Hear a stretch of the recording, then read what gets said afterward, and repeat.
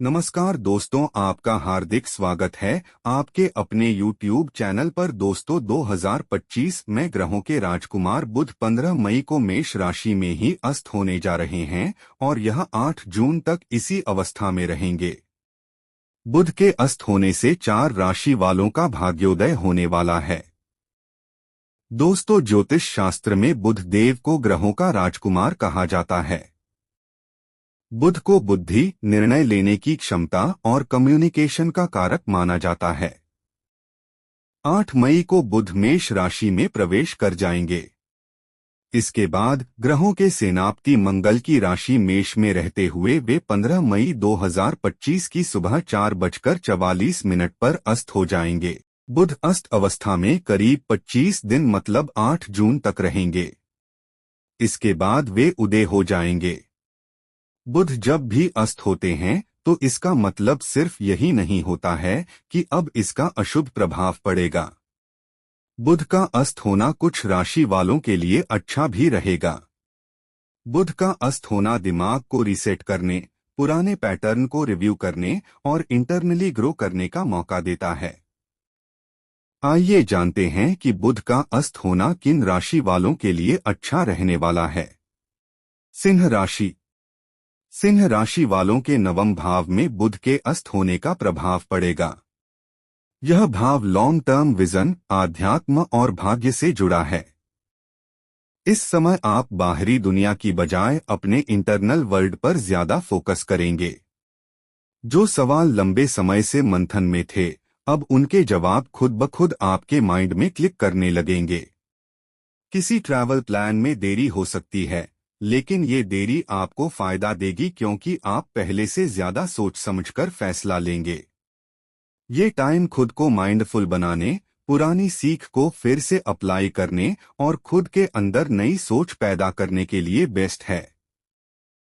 वृश्चिक राशि। बुध का अस्त होना आपके छठे भाव पर असर डालेगा। यह भाव हेल्थ, कंपटीशन और डेली लाइफ से जुड़ा है। ये परिवर्तन आपके लिए इनविजिबल प्रोग्रेस का टाइम लेकर आएगा। इस समय चीजें बाहर से भले ही धीमी लगें, लेकिन अंदर गहरी तैयारी चल रही होगी। इस दौरान आप अपने रूटीन को रिडिजाइन कर सकते हैं। अगर हेल्थ या वर्क को लेकर कुछ लंबे समय से इग्नोर कर रहे थे तो यह समय चीजें ठीक कर देगा। जो लोग आपसे कंपटीशन कर रहे थे, अब आप उन्हें बेहतर समझ पाएंगे।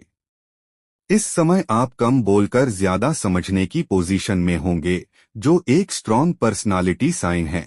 इस दौरान आपको पुराने पेंडिंग क्लाइंट्स से पेमेंट, इंक्रीमेंट या हेल्थ से जुड़ी सेवाओं में काम करने वालों को प्रॉफिट हो सकता है।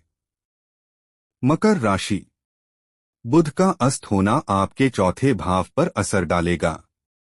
इस दौरान फैमिली, इमोशंस और इनर सिक्योरिटी से जुड़े मैटर्स एक्टिव होंगे। आप घर, रिश्तों या अपनी इनर पीस को लेकर गहराई से सोच सकते हैं। कुछ लोग इस दौरान थोड़े साइलेंट हो सकते हैं, लेकिन यही साइलेंस हीलिंग स्पेस बन जाएगा। कुछ डिसीजन जैसे कि प्रॉपर्टी, फैमिली सेटअप या कोई इमोशन कनेक्शन आदि को लेकर आप कंफ्यूज थे तो अब उन पर आपकी सोच और समझ मैच्योर होगी। बाहर की दुनिया भले ही आपको डिस्टर्ब कर रही हो, लेकिन आप अंदर से खुद को और स्टेबल महसूस करेंगे। अगर आप प्रॉपर्टी बेचना या किराए पर देना चाह रहे हैं तो इस दौरान रिस्ट्रक्चरिंग या डील फाइनल होने के चांस बन सकते हैं। इसके अलावा जो लोग घर से ऑनलाइन काम जैसे home based business, content creation या एजुकेशन करते हैं, उनको साइलेंट लेकिन स्टेबल इनकम मिल सकती है। मीन राशि। बुध का अस्त होना आपके दूसरे भाव पर असर करेगा, जो कि फाइनेंस, कम्युनिकेशन और वैल्यू सिस्टम से जुड़ा होता है। अब आप अपनी स्पीच और थॉट प्रोसेस को रीचेक करेंगे। आप अच्छे से जान पाएंगे कि क्या बोलना सही है और कब चुप रहना ज्यादा बेहतर है। बुध के अस्त होने से आप अपने फाइनेंशियल प्लान को रिव्यू कर सकते हैं। पुराने खर्चों की लिस्ट बना सकते हैं और समझ सकते हैं कि क्या सही में जरूरी था और क्या नहीं। आपका माइंड अब शॉर्ट टर्म नहीं बल्कि लॉन्ग टर्म प्लानिंग की तरफ शिफ्ट हो सकता है। पर्सनल और प्रोफेशनल बातचीत में अब आप सधे हुए और मैच्योर बनेंगे। यही वह क्वालिटी है जो आगे चलकर आपकी ग्रोथ को मजबूत बनाएगी। इस समय आपको अचानक कोई पेंडिंग पैसा, रिफंड या पुराना उधार वापस मिल सकता है।